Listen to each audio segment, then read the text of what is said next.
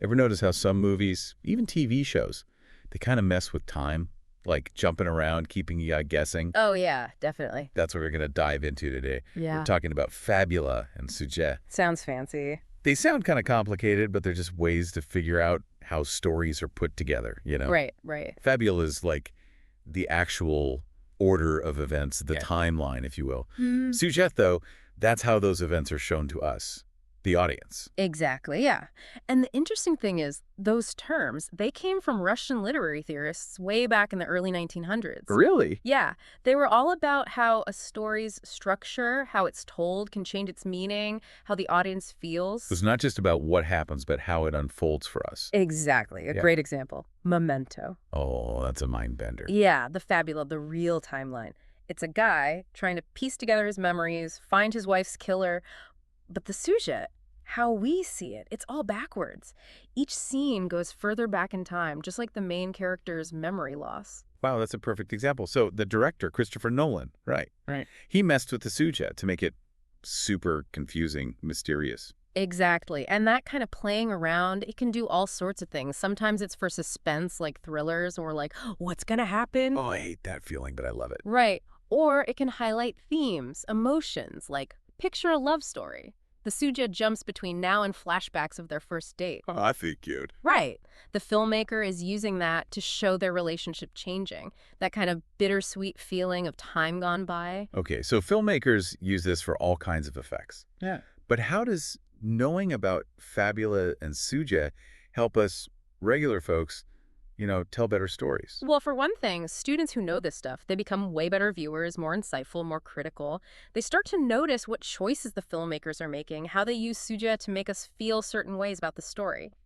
Interesting. But it also makes you a better storyteller yourself, whether it's writing a story, giving a presentation, even making a video for, well, whatever social media is big these days. Like TikTok. Exactly. Knowing about Fabula and SYUZHET helps students make their stories more interesting. Say they're making a short film. Instead of just telling it straight, they could do flashbacks, flash forwards. Ooh, parallel storylines. Yeah. That makes it more complex, keeps people hooked. So even for like a school presentation, we could use this stuff to make it, I don't know, less boring. Exactly. Yeah. Say you're presenting on some historical event. Instead of just, boom, facts in order, you could start with a crazy story from the middle of it, then jump back to explain how it all started. Right, get people's attention right away. Exactly. When you play with the SYUZHET, you get the audience hooked. They want to see how it all comes together. Like a puzzle. Yeah. All right, pop quiz time. Imagine a movie, the main character is about to play a big concert. Suddenly, bam, flashback to them as a kid practicing the same song. Okay, I'm picturing it. Is that flashback part of the Fabula, the SYUZHET, or both? That's a good one. Actually, the answer is both. Both. How does that work? Well, it's part of the Fabula because it's something that happened in their past. It adds to the whole timeline of their life, right?